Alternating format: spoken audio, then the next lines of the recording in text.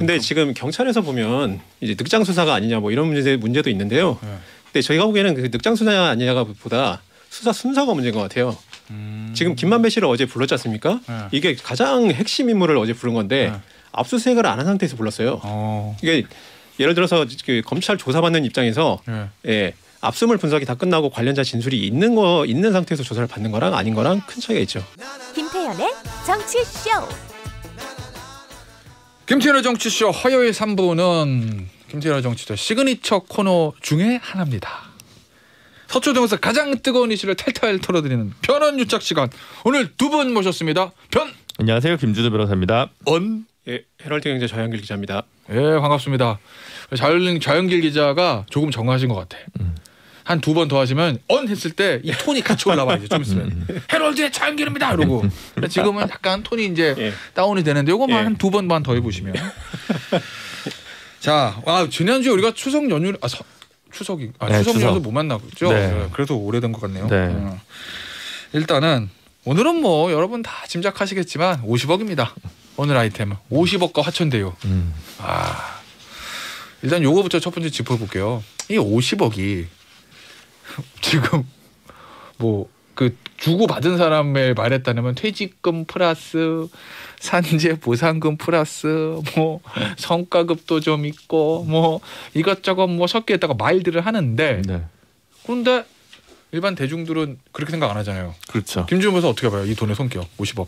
뭐 뭔가 특정한 대가성이 의심될 수밖에 없는 액수죠.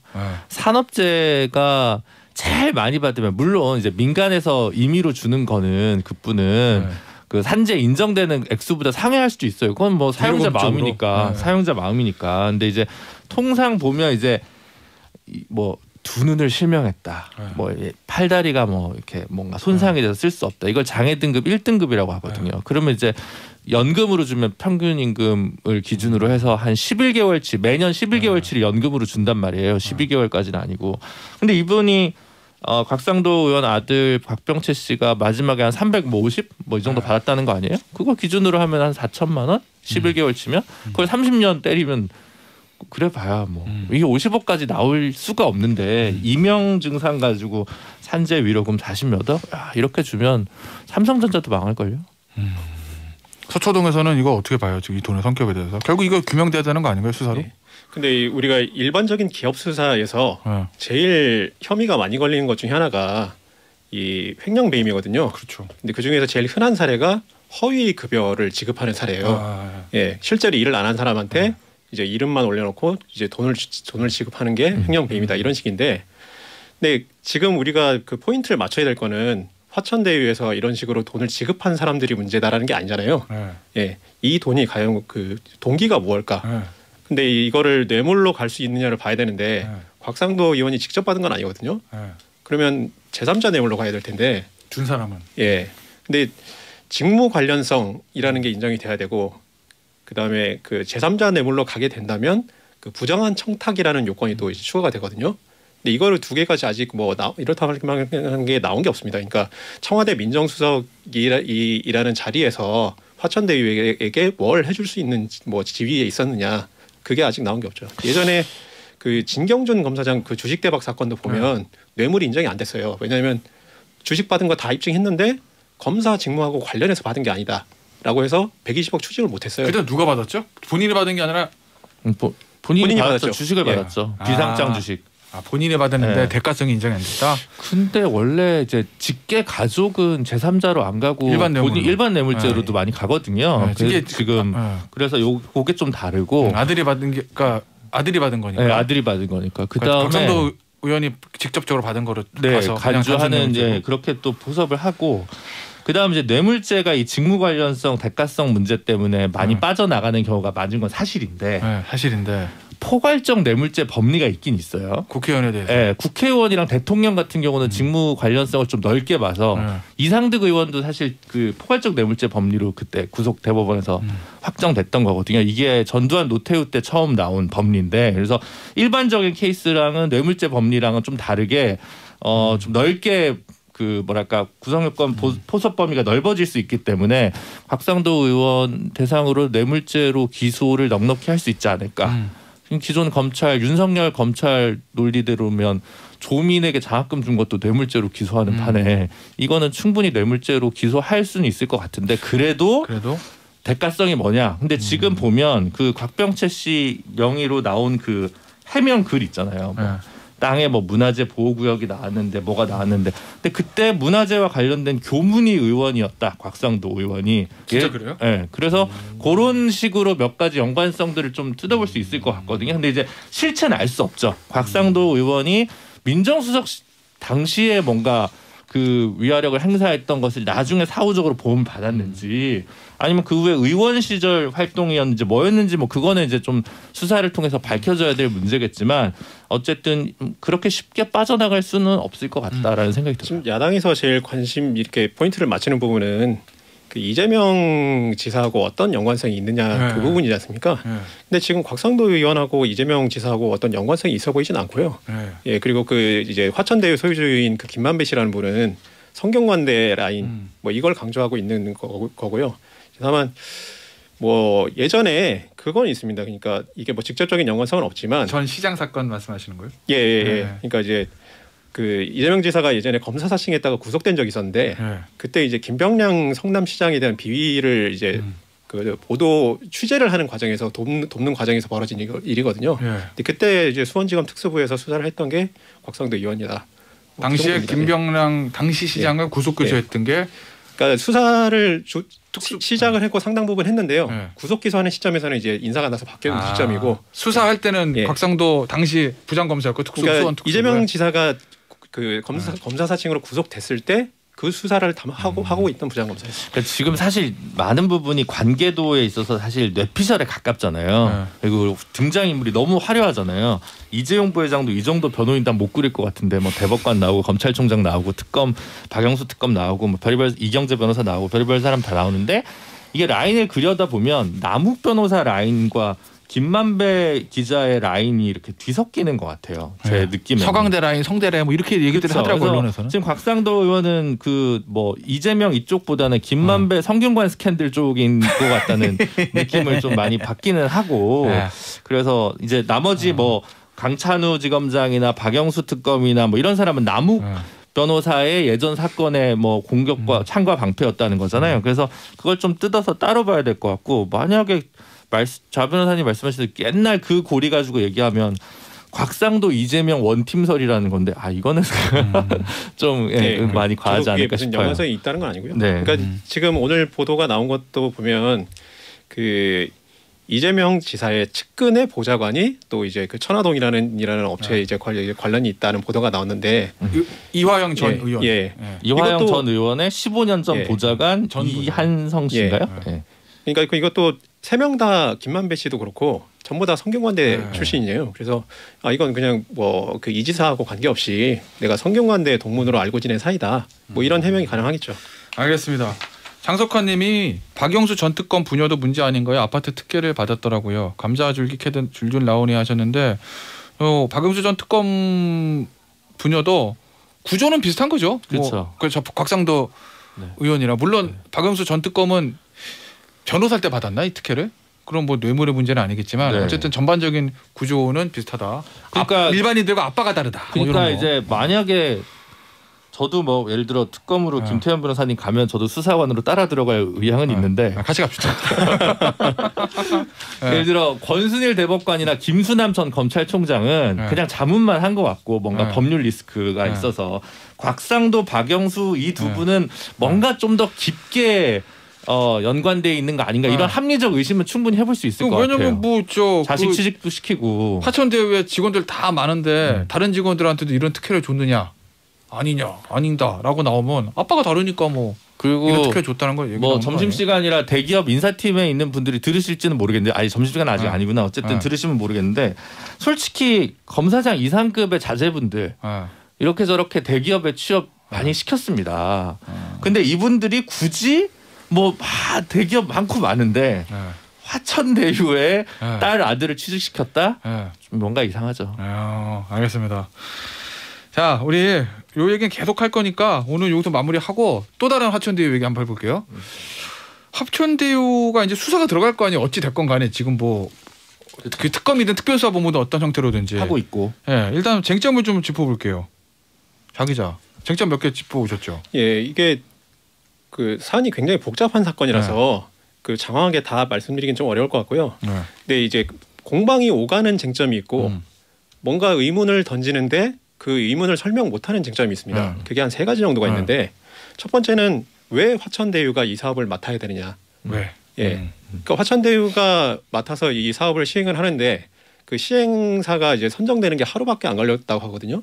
1조 5천억짜리 사업인데 하루밖에 안 걸려서 이렇게 급하게 선정을 했는데 그 선정한 사유를 이제 명확하게 설명하는 게 없고 이제 그 나머지 그 떨어진 업체들도 자신들이 왜 떨어졌는지 뭐 불만을 표시한다든가 뭐 이렇게 설명이 된다든가 그런 게 없어요. 그래서 왜 화천대유라는 업체가 이렇게 이제 큰 리스크를 지지 않고 수익이 보장되는 그 사업에 선정이 됐는가? 이게 지금 뭐 마땅히 지금 설명이 안 되고 있고요. 그러니까 하나가 그거고, 자 김준호 변호사님 이거에 대해서 어때요? 이 쟁점에 대해. 그렇죠. 그러니까 이게 이제 최초에 정무적으로 보면 이재명 캠프의 비리냐, 부패냐, 아니면 무능이냐. 일단 두 개 주로 가닥을 잡아야 될 거예요. 둘 중에 하나란 말이죠. 무능 아니면 불법이니까. 그렇죠. 무능인데 무능 중에서도 물론 약간 뭐 암묵적 방조가 약간 껴있냐 이런 것도 있지만 무능으로 가면 이재명 캠프에서는 근데 이게 제도적 한계가 있었다. 순수 공영 개발로 하기는 어려웠었다. 뭐 이런 식으로 이제 말하자면 프레임 전환을 할 수 있는 건데 부패가 나오면 끝나는 거잖아요. 부패 중에 이제 핵심적인 고리 중에 첫 번째가 바로 선정 과정에서 특혜가 있었냐 없었냐. 하나은행 컨소시엄이죠. 정확히는 화천대유가 아니라 하나은행 컨소시엄이고 산업은행 컨소시엄, 메리츠증권 컨소시엄 3개가 들어갔는데 이 중에 하나은행 컨소시엄이 된 거잖아요. 그럼 여기서 화천대유가 껴있는 하나은행 컨소시엄을 줬을 때 뭔가 검은 의혹이 있지 않았냐. 그리고 그 검은 의혹과 관련해서 만약에 이재명 지사가 관여했다면 이건 치명상이 될 수는 있겠죠. 근데 일단 뭐 이재명 지사까지는 뭐 이재명 당시 시장까지는 아직 나온 건 아닌데 없죠 아직. 그 선정할 때 내부 심사위원 성남도시개발공사 직원의 뭐 남욱 변호사가 소개해준 대학 후배 변호사가 있었다. 정모 변호사가 있었다. 그 정모 변호사는 누구야? 유동규 당시에 기획본부장 실질적으로 이 딜을 책임진 성남도시개발공사 기획본부장과 회사를 하나 차렸다. 이거 뭐 엮이고 엮입니다. 그래서 충분히 이 부분은 수사해볼 만한 가치가 있죠. 그러니까 이걸 아주 심플하게 정리하면 그거예요. 화천대유가 보유한 지분이 1%거든요. 근데 그 천화동인이라는 그 사실상 같은 회사로 취급받는 업체의 지분을 다 합쳐도 7%예요. 근데 7%를 가진 그쪽이 가져간 게 한 4천억 정도를 가져갔고 성남시는 막상 한 1,800억 정도를 가져갔거든요. 이건 누가 봐도 좀 이상하지 않느냐 의문을 제기할 수 있는 거죠. 자, 두 번째 쟁점은 뭐예요? 그 아까 잠깐 말씀드렸지만 지금 이게 화천대유는 이 지분을 1% 가지고 있고 나머지 6%를 가지고 있는 데가 이제 천하동인이라는 그 업체거든요. 이 1호에서 이제 뭐 7호까지가 있는데 1호는 사실상 그 이제 소유주가 같습니다. 화천동인하고. 그렇죠. 근데 나머지가 그 누가 이제 그 운영하고 있는 거냐면 이제 그 김만배 씨의 배우자, 그다음 누나, 그다음에 보면 뭐 변호사, 회계사, 그다음에 뭐 기자 후배도 있어요. 그냥 뭐 법조 출입했던 기자. 근데 스타벅스님. 근데 우리가 뭐 상식적으로 생각을 해봤을 때 이게 예를 들어서 친분 관계에서 이렇게 뭐 도움을 줄 때 뭐 내가 좀 요새 생활이 어려우니 돈 좀 빌려달라. 그러면 내가 그냥 뭐 내가 돈 여유 자금이 있으니까 내가 뭐 큰 이자 받지 않고 내가 이제 대출해줄게. 뭐 이 정도 호의는 제공할 수 있을지언정. 지금 이렇게 법인을 설립해서 배당을 네가 얼마 받을 수 있도록 해줄게. 지금 이 배당이 아직 끝난 게 아니거든요. 그렇죠. 근데 이거는 과연 그러니까 아직 뭐 이렇다 할 때 뭐 정황이 나온 건 아니지만 과연 이 사람들이 실질 그 배당의 그 이익 귀속자의 이익이겠느냐. 종착지 돈. 그래서 이 자금을 추적을 해봐야 된다. 빨리 수사를 들어가서 자금이 이 사람들이 최종 종착지인지 아닌지를 확인해 봐야 된다. 속된 말로 천화동에서 배당받는 사람들의 바지 사장이냐 아니냐 이거잖아요. 아주 쉽게 얘기하면. 아까 스타벅스 얘기 잠깐 꺼내셨는데 그 스타벅스가 입점해 있는 건물을 사들였다는 그분도 그 기자 출신.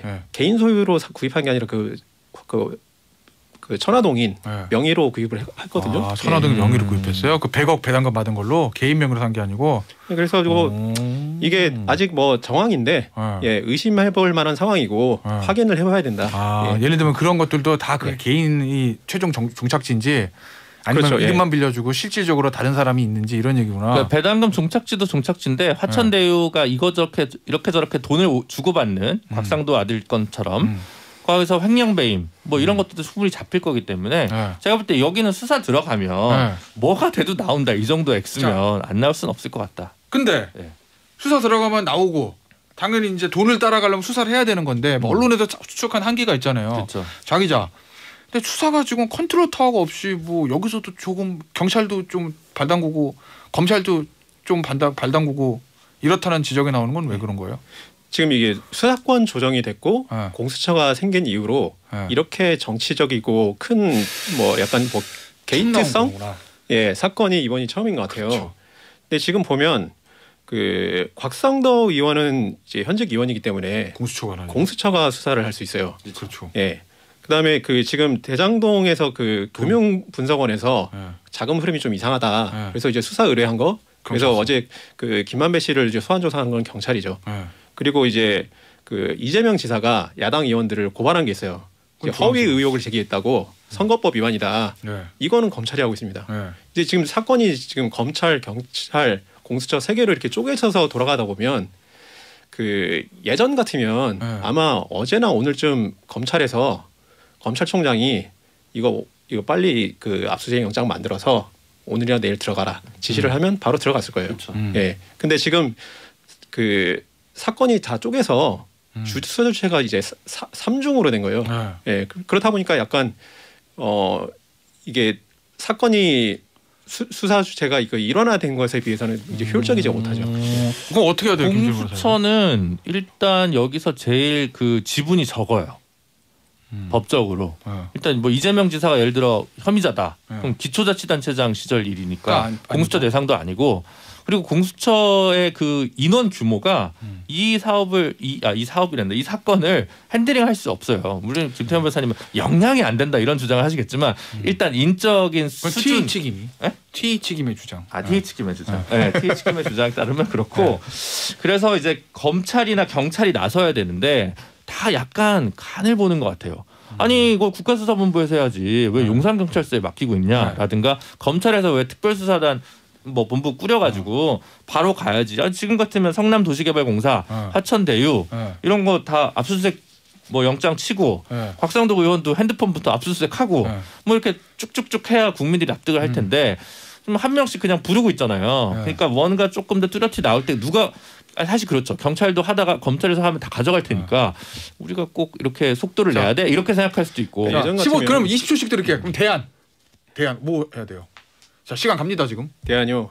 대안은 이제 가장 그 수사 역량을 따지면 이제 검찰에서 이제 특별수사본부를 만들어서 이제 관련 사건 다 가져와서 검찰에서 이제 하는 게 가장 효율적이겠죠. 근데 그렇게 되면 공수처라는 것을 이런 사건 하라고 공수처를 만들어 놓은 건데 다시 검찰로 준다. 그러면 공수처를 뭐하러 만들었냐 이런 지적이 나올 수 있겠죠. 공수처는 아까 그렇지 조금 수사 범위가 없는 것들도 있어서 경찰 검찰 합수본 만드는 게 제일 맞는 것 같아요. 근데 지금 경찰에서 보면 이제 늑장 수사가 아니냐 뭐 이런 문제도 있는데요.